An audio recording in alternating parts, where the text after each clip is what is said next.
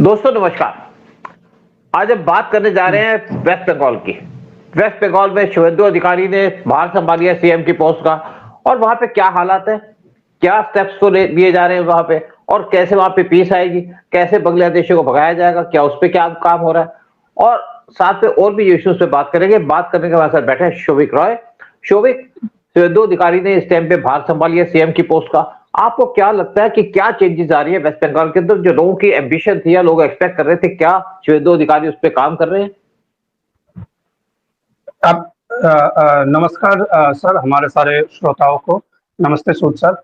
बिल्कुल सर, एक मतलब जो मतलब जब स्वेरिंग इन सेरेमनी हुआ 9 तारीख को ब्रिगेड परेड ग्राउंड में, उसके बाद से जो हमें स्टेप्स या इंडिकेटर्स या कहीं पे जो एमएलए का स्टेटमेंट्स भी आ रहे।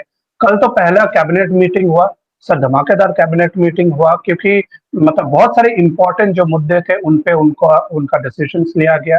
पहले बात जो है वो जो बहुत जरूरी है, जो एक सोशल मतलब एक पेन पॉइंट था, 321 जो बीजेपी कार्यकर्ता मारे गए उनको मतलब जस्टिस का भरोसा दिया गया कैबिनेट मीटिंग में।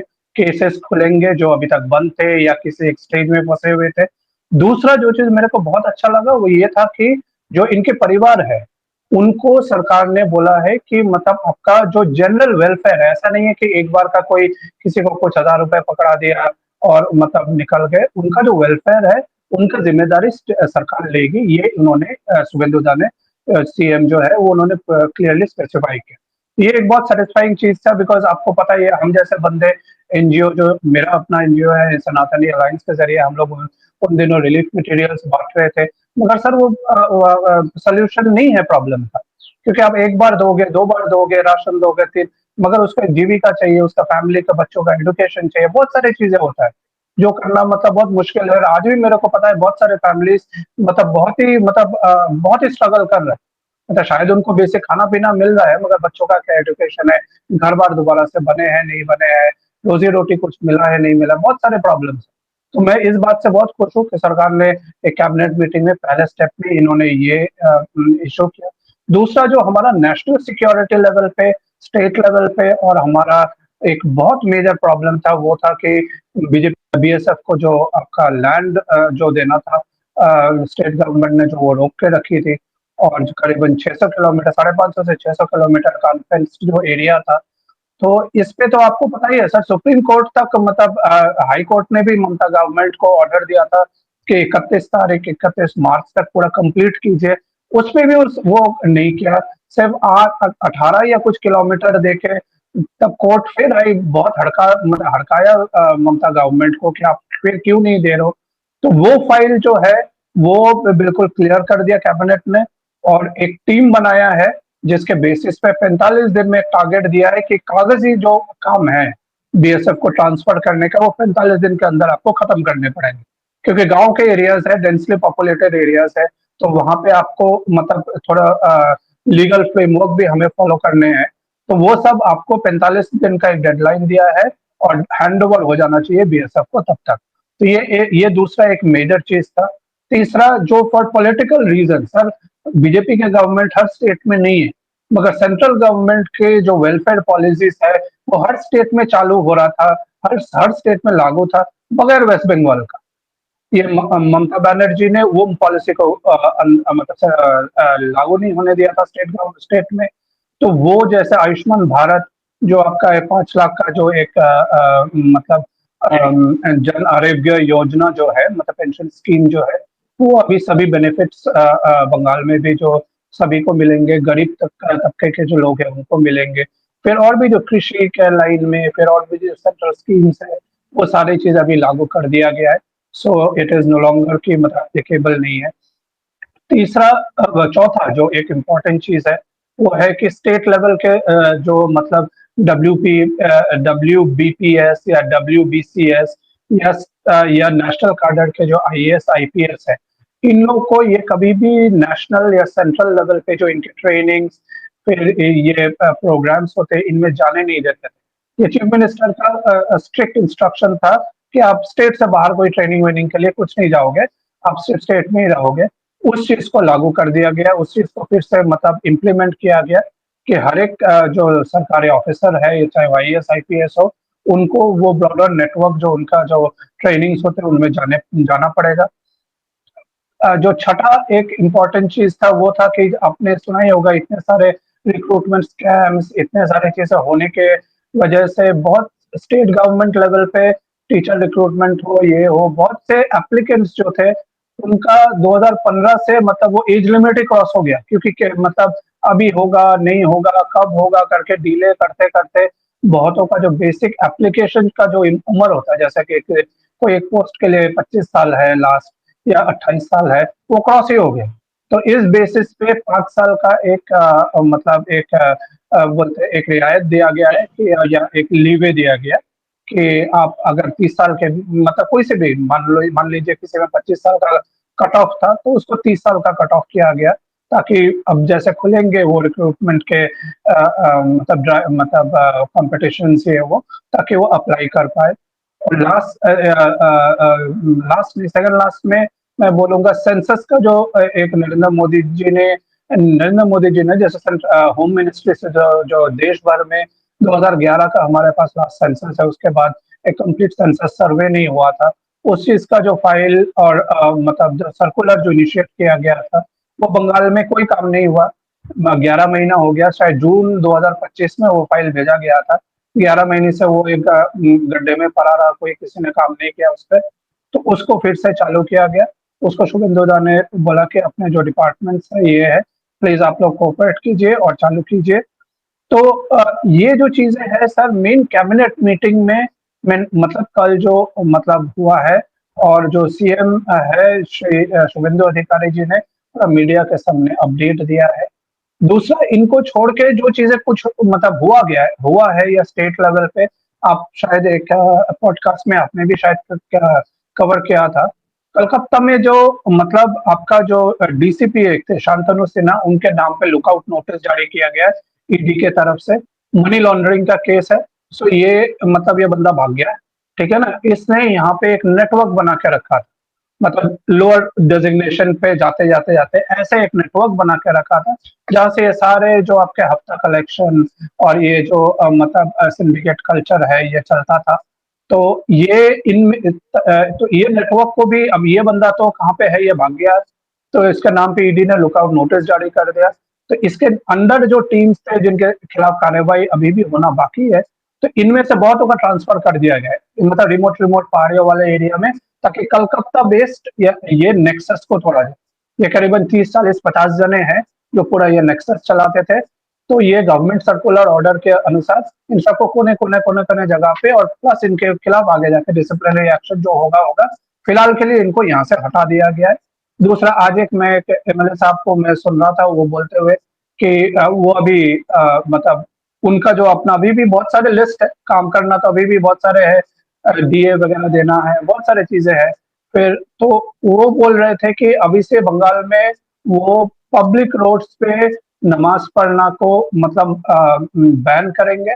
इसके इसके अराउंड काम चल रही है, और मतलब सारे जो मुसलमान भाई लोग हैं उनको रिक्वेस्ट किया गया कि बहुत सारे मतलब बेहतरीन मस्जिदें हैं, बड़े बड़े मस्जिद है, सबको बोला गया आप वहाँ पे जाके नमाज पढ़िए, रोड को ब्लॉक करके अचानक से ट्रैफिक को रोक के और फुटपाथ में बैठ के ये सब हम लोग बंद कराएंगे। सो एक बहुत क्रक्स अच्छी में बात अगर है। मैं बोलूँ, एक क्रक्स में बोलूँ, तो ये सारी चीजें मतलब हो रखा है, जो एक बहुत बहुत पॉजिटिव स्टार्ट है सर। बिल्कुल। अच्छा, एक और बात बताओ कि भाई शुभेंदु अधिकारी इस पे क्या कर रहे हैं, जो लोग रेपिस्ट थे जिन्होंने रेप किया था बहुत से लड़कियों का, ये तो रेगुलर फीचर था यहाँ पे वेस्ट बंगाल के अंदर, क्योंकि ममता बनर्जी ने तो कहा था रेप फ्री है, और ये भी कह दिया था जिसका रेप बिल्कुल होगा उसको 10 लाख रुपए देंगे, यानी कि उसने रेप को लीगलाइज कर दिया था। इस पे गवर्नमेंट क्या काम कर रही है? सर, गवर्नमेंट ने ये अपने जो कार्यकर्ता है, देखिए ये तो एक सच है और इसका प्रूफ भी है, डॉक्यूमेंटेशन भी है। मैं इतना बोल सकता हूँ कि जो घटनाएं हुए, बेशक हमें जस्टिस नहीं मिला था, या मगर ये डॉक्यूमेंटेशन सब ने किया है। मतलब कुछ अगर आप मेरे से बोलोगे तो एक एक 500 जनों का लिस्ट तो शायद मेरे पास भी है, ठीक है ना, कि मतलब, और ये सेंट्रली कलेक्ट किया गया है, जो नेशनल ह्यूमन राइट्स कमीशन तब जब आए थे उनके साथ में भी सबमिट किया गया है। रेप, मर्डर, घर तोड़ फोड़ करना, धमकाना, किसी का पैर तोड़ देना, ये सब का डॉक्यूमेंटेशन है। शुभेंदु दा ने सिर्फ एक रिक्वेस्ट किया है सबसे कि कार्यकर्ताओं से या आम जनता से कि आप कानून को अपने हाथ में लेके जस्टिस मत कीजिए। उन्होंने एश्योरेंस दिया है कि हर एक की फाइल खुलेगी और हर एक बंदा जो कटघरे में जाना है वो जाएगा। हम इसके पीछे एक टीम, एक एसआईटी बैठा चुका है, शायद एसआईटी एक गठन हो चुकी है और ये मतलब ऑन द स्पीड मतलब डबल रेट पे इन पे काम होगा। सबके सबको जेल में ठूसा जाएगा, केसेस होगा और इनके मतलब रास्ता कोई नहीं बचेगा इनको भागने के लिए और ये सब जाएंगे अंदर। तो ये उन्होंने मतलब 100% उन्होंने ये एश्योरेंस दिया। और वैसे भी शुभेंदु अधिकारी का जो रेपुटेशन है वो है काम करने वाले आदमी। शादी शायद बिल्कुल उन्होंने नहीं की और बेसिकली नहीं यही है कि किया। स्टेट को अपने आप को अर्पित किया। और पहले तो ममता बनर्जी के साथ थे, लेकिन बाद में जब उनको देखा कि क्या हाल है तो उन्होंने उनको छोड़ दिया और फिर 2020 से बीजेपी के साथ मिल रहे थे। और इन्होंने जैसे मेहनत की है वेस्ट बंगाल के अंदर, यानी कि वेस्ट बंगाल के कल्चर को वापस लाना, ये भी इनका एजेंडा है। अच्छा, एक बात बताइए कि मंदिर क्या खुल गए हैं जो मंदिरों को बंद किया था ममता बनर्जी के टाइम सर में? मंदिर मतलब सब तो नहीं खुले हैं, ठीक है ना। मतलब स्पेशली मैं बोलूं कि जहाँ पे अभी भी गिने चुने हिंसा की घटनाएं आ रही है, स्पेशली जहाँ पे जिन गांवों में हिंदू शायद 30% हो, 40% हो, या उन एरियाज में जहाँ पे एमएलए अभी मुसलमान सेलेक्ट हुए हैं।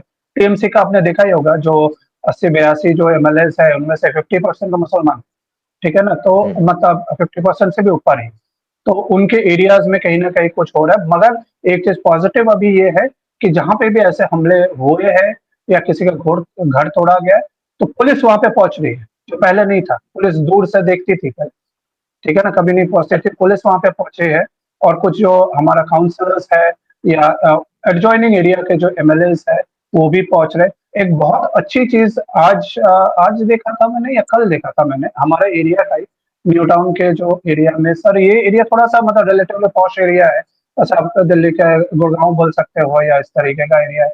यहाँ पे जो एमएलए सेलेक्ट हुए हैं सर, यहाँ पे भी जो गलियों में, गाँव में, छोटे शहरों में, सर वो खुद जा जाके दुकानदारों को बोल रहे कि आपको कोई हफ्ता नहीं देना। सबको रिक्वेस्ट, खुद जाके कैंपेनिंग कर रहे हैं सर, धूप में खुद चल चल के अपने बंदों के साथ, क्योंकि ये हफ्ता का जो एक कल्चर बन चुका था। तो ये इन लोगों ने बोल रहा है आपको किसी को पैसे देने की जरूरत नहीं है। आप अपना काम, अपना जो मतलब बिजनेस है आप अपना कीजिए। कोई मांगे तो मेरा ये नंबर है, आप प्लीज मेरे को फोन कीजिए। आपको किसी को देने की ओके। जरूरत नहीं। कल एक झारखंड और बंगाल का मतलब बॉर्डर एरिया में सर एक आर्टिफिशियल टोल लगा रखा था। मतलब जो एक ओके। गवर्नमेंट बेस्ड कोई टोल ही नहीं था, ठीक है ना। वहां पे एक चेयर और एक कुर्सी डाल के वहां पे 70 रुपए बड़े लॉरियों से लिया जाता था, 40 रुपए प्राइवेट कार से लिया जाता था। सर वो लॉरी, वो जो कलेक्शन सेंटर, वो जो मतलब डुप्लीकेट जो टोल स्टेशन था और बूथ बोल रहा हूँ, टोल कलेक्शन सेंटर था, उसको तोड़ा गया। और वहां पे खड़े होके मतलब सबको अनाउंसमेंट किया जा रहा है कि मतलब आप लोगों को यहाँ पे कोई टोल देने की जरूरत नहीं है, यहाँ पे कोई टोल था ही नहीं, ये ऐसे कलेक्ट किया जाता था। तो इस तरीके के स्टेप्स, और मतलब देखिए प्रॉब्लम बहुत बड़ा प्रॉब्लम है सर। 50 बहुत साल की बड़ा, क्योंकि गंदगी यहाँ तो पे हाँ सर 50 साल का गंद फैला हुआ है यहाँ पे। 50 ईयर्स का यहाँ करेक्ट। पे एक हिसाब से कूड़ा पड़ा हुआ है। अच्छा, एक बार बताइए कि इस टाइम पे पुलिस का वारंट कैसा है? सर पुलिस का तो जो मतलब फीडबैक जो मेरे को मिल रहा है सर, जो जब ये सिस्टम भी चल रहा था इन तृणमूल और इन जिहादियों का, एक तबका पुलिस में ऐसा था जो खुद भी फ्रस्ट्रेटेड थे, मगर वो कुछ बोल नहीं पाते थे क्योंकि वहां बिल्कुल। पे मतलब उनको नौकरी तो करना ही था, ये वो। अब जो है उनमें डिमार्केशन किया जा रहा है, जिनको out of the turn promotions मिले हैं, जो टीएमसी के साथ रहने की वजह से बहुत बेनिफिट्स मिले, जो एक सरकारी नौकरी करते करते 3-3 फ्लैटों के मालिक हो गए हैं। मेरे घर के सामने एक पुलिस कॉलोनी टाइप में बना हुआ है सर, मतलब यहाँ पे करोड़ों की प्रॉपर्टी है, एक पुलिस का नौकरी करके करोड़ों की प्रॉपर्टियों का एक कॉलोनी बना ली है इन लोगों ने। तो ऐसे बंदों को हटाया जा रहा है, ऐसे बंदों को और जो मतलब अभी तक जो मतलब देखिए सर, बहुत हम जैसा हम सभी को पता है कि वो कोई से भी एक डिपार्टमेंट में गद्दार और ईमानदार दोनों ही होते हैं, करप्ट दोनों ही और होते हैं, बिल्कुल। ऑनेस्ट दोनों ही होते हैं। तो वो ऑनेस्ट वाले जो है उनको मतलब हैंडपिक किया जा रहा है, उनको छूट दिया जा रहा है। शुभेंदु दा ने खुद पुलिस को बोला है, जहां जहां पे आपको गलती और गड़बड़ी दिखता है, आपको किसी से परमिशन नहीं लेना है, आप पुलिस के तरीके से जो आपको ठीक लगे आप वो एक्शन लीजिए। और बिल्कुल अच्छा, उनको एक और मतलब बात। दिख भी रहा है। हाँ, अच्छा, एक बात बताइए कि जो गुंडे थे, क्या इस टाइम पे जो टीएमसी गुंडे थे वो गायब हो रहे हैं या अभी भी कुछ कर रहे हैं काम? सर 2-3 चीजें हैं। लीडर लेवल पे तो आपने देखा एक दो जो वीडियोज आ रहे हैं, इनके लीडर आके माफी मांग रहे हैं और Riju Datta and all that, उस तरीके का बंदे हैं जो अजय पाल शर्मा जी से मतलब इलेक्शन से पहले बहुत गलत गलत चीजें बोला था उनके बारे में, बहुत सारे धमकियां दिया था उन्होंने। वो लीडरशिप लेवल पे तो है ही है। जो मतलब गांव के लेवल पे जो है, कुछ ने तो जानबूझ के भगवा पहन लिया है और हनुमान चालीसा का पाठ करने लग गए, मगर वो सारे दोखले हैं, क्योंकि उन्हीं लोग जाके मतलब कुछ दंगाई जो जो कुछ पकड़े गए, अभी कुछ पता लग रहा है कि एक्चुअली कोई बीजेपी के कार्यकर्ता थे ही नहीं, ये भगवाधारी बन गए इलेक्शन के बाद और जाके दंगे कर रहे थे। गुंडा जो है सर, वो नेटवर्क तो अभी भी उस पर काम करना बाकी है। वो अभी तक मतलब कम होना शुरू हुआ है, मगर वो जो टाइम एक लगेगा। नेक्सस था, वो एक सर एक सॉलिड नेक्सस था, मतलब वो आप ऊपर से लेके नीचे तक का नेक्सस। मतलब जैसे मेरा एक घर है यहाँ पे, अगर मैं यहाँ पे मान लीजिए मेरे को एक दीवार बनाना है, मेरा बाउंड्री वॉल टूट गया, मैं करवाने जाऊं तो सर यहाँ पे पहले ही मेरे पास फोन आ जाएगा, या कोई उसका बंदा आ जाएगा कि सर ईटा तो आपको यहीं से लेना है और इसी रेट पे लेना है। तो सर इस तरीके का चीजें जो है ये मतलब टाइम लगेगा थोड़ा सा, मगर उस पे एक्शंस होगा और उस पे एक्शंस हो रहे हैं। अच्छा, एक और बात बताइए कि जो बांग्लादेशी थे क्या भागने शुरू हो गए हैं? क्योंकि कई वीडियो आ रहे हैं जहां से बांग्लादेशी भाग रहे हैं, क्या रियलिटी है ये? सर ये रियलिटी है 100%। कुछ बनगा वाले एरियाज में जो स्पेशली जो मैं ये बोलूंगा कि ये अलग अलग स्टेजेस में आए हैं। तो जो बंदे 10 साल पहले आए थे, जो 15 साल पहले आए थे, तो उन लोगों में से कोई निकला नहीं है, वो अभी भी जमे हुए हैं यहाँ पे। जो मान मान लीजिए पिछले साल भर 1.5 साल 2 साल में आए हैं, और जो अभी भी मतलब डिस्प्लेस्ड वे में रह रहे थे, जिनका धंधा पानी का कुछ स्ट्रॉन्ग जुगाड़ अभी तक हुआ नहीं था, और जिनको पता है कि अभी एक्शन हुआ, मतलब ये अभी बीजेपी सरकार आ गई है यहाँ पे, तो फिर मतलब हमें जाना पड़ेगा। तो ये जा रहे तो जा रहे, ऐसा नहीं है, हजारों के तादाद में जा रहे, हजारों के मतलब निकल रहे वहां पे। मगर ये प्रॉब्लम बहुत ज्यादा बड़ा है, अभी भी हमें मतलब ये नहीं सोचना चाहिए कि अच्छा पूरा साफ हो गया या क्लीन हो गया। सर सिर्फ आप पिछले बार भी तो हमने बात किया था सर, सिर्फ बंगाल बंगाल में करीबन पता नहीं कितना है, मगर 1.5 से 2 करोड़ तो शायद बंगाल में ही रहे। अच्छा, एक और एक बात एक है कि हाँ, हाँ, नहीं ये जो एक, लोग एक एक्चुअली, क्या स्टेट गवर्नमेंट इस पे क्या कुछ स्टेटमेंट दिया स्टेट गवर्नमेंट ने बांग्लादेशियों के बारे सर में? स्टेट सर स्टेट गवर्नमेंट बिल्कुल क्लियर है। स्टेट गवर्नमेंट ने बोल दिया है कि मतलब दे विल, मतलब हर एक घुसपैठिया स्टेट गवर्नमेंट ही नहीं है सर, अमित शाह जी का भी स्टेटमेंट है। सिर्फ उन्होंने भी बोल रखा है कि बंगाली नहीं, पूरे देश से हम सारे घुसपैठी हटाएंगे। अब ये प्रोसेस जो है, ये थोड़ा टाइम तो लगेगा ही लगेगा, ऐसा तो नहीं है। आज जैसे मैं आपको बताऊं कि वेलफेयर स्कीम्स जो मतलब पहले सरकार चलाती थी, या बंगाल में अभी जो इंट्रोड्यूस हो रहे हैं सेंट्रल गवर्नमेंट के ये वो में, तो जो मिनिस्टर है यहाँ पे कैबिनेट में अग्निमित्रा पॉल जी, उन्होंने क्लियर किया जो एसआईआर में जो नाम कटे हैं, उन बंदों को ये कोई बेनिफिट नहीं मिला जो आज तक मिल रहा। ठीक है ना।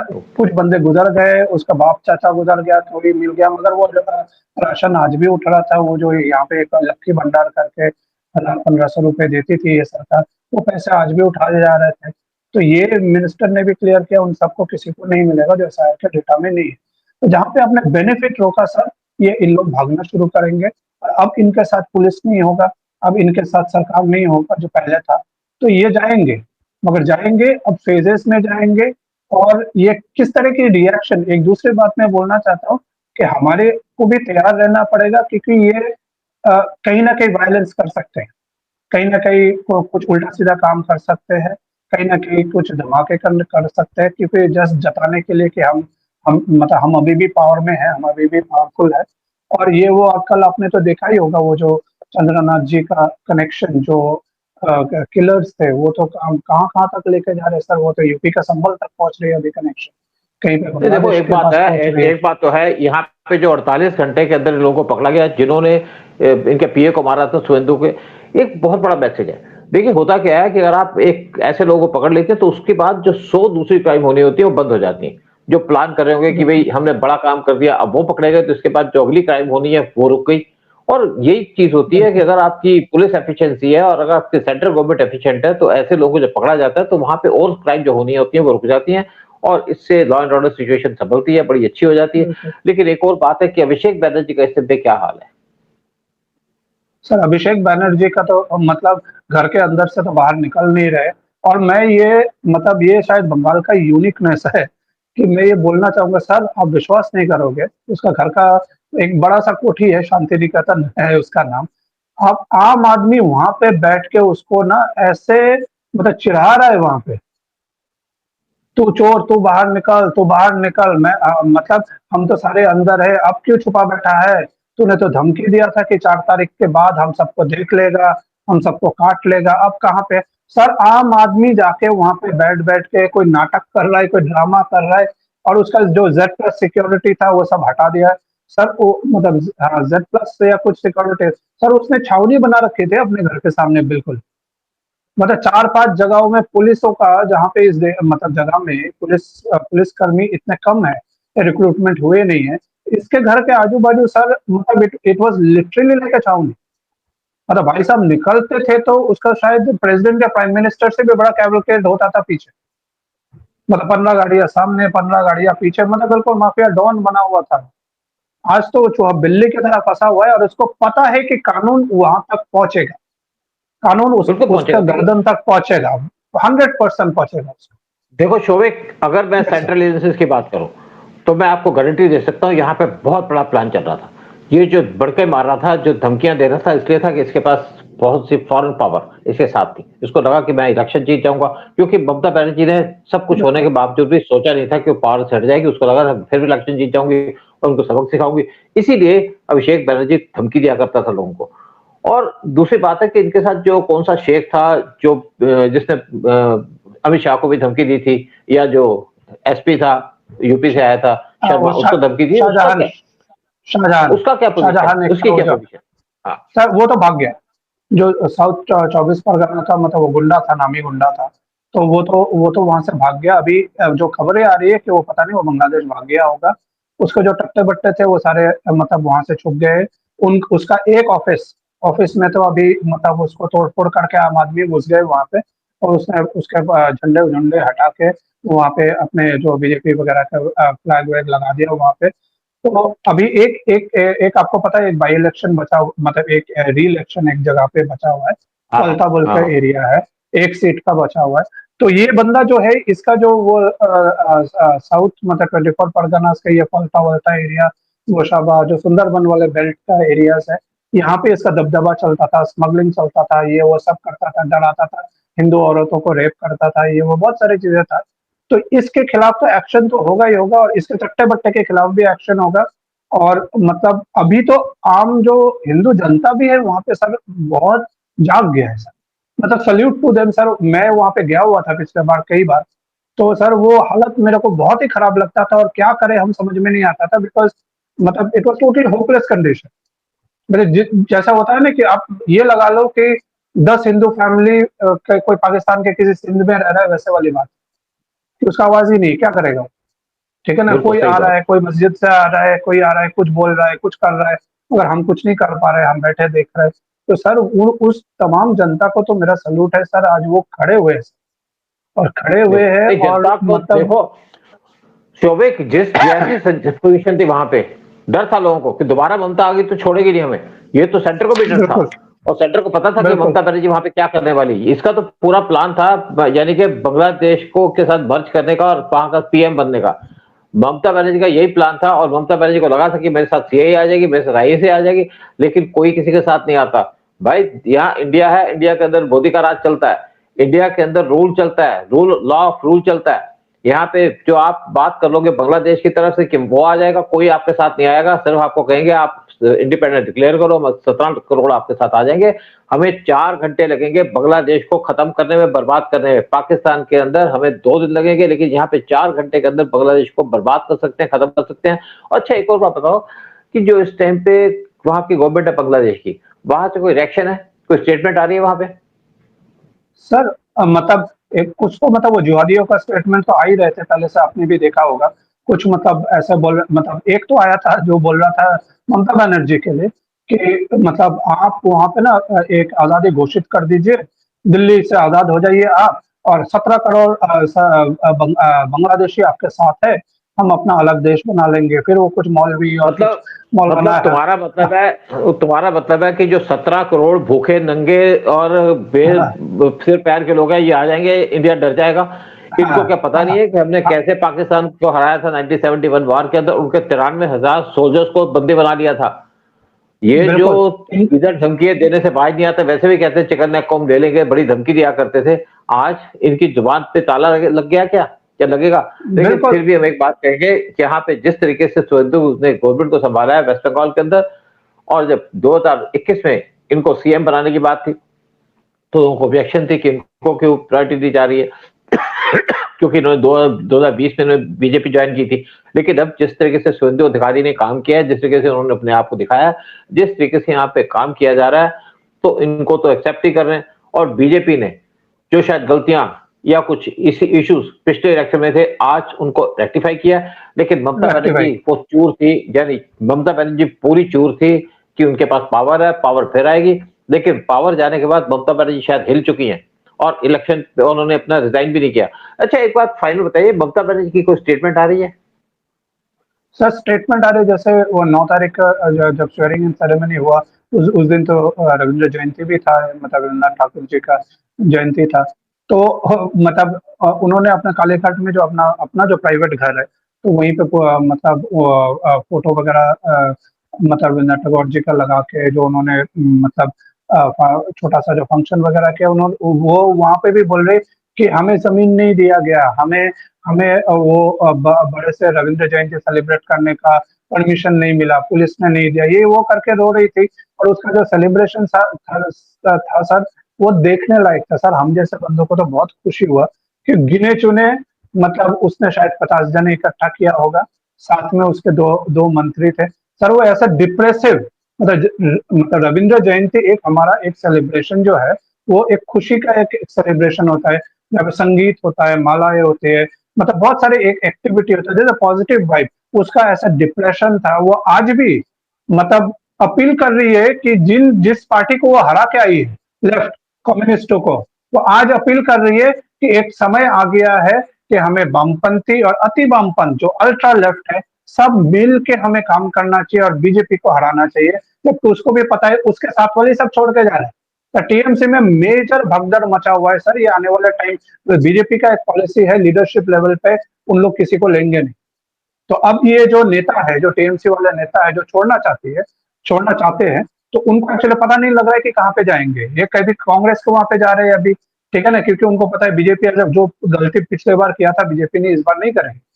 स्पेशली जो गंदे और मतलब ये लाउड माउथ और एंटी इंडिया वाले टीएमसी के नेता है, तो इन लोग ममता के साथ रहने से भी उनको कोई फायदा नहीं है।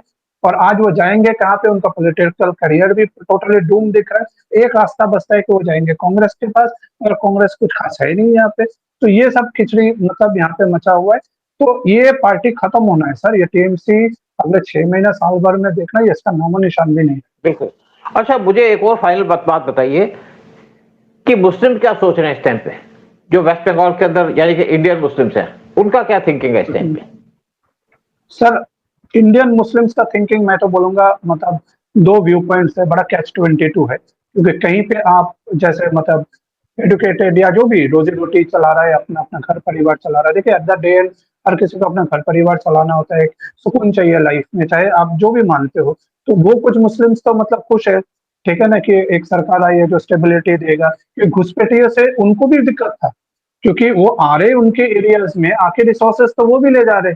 और आके फिर जैसे आप देखोगे बांग्लादेश में भी आज जो कुछ दंगे हो रहे हैं, या कुछ एरियाज में वो रोहिंग्या ही कर रहे हैं।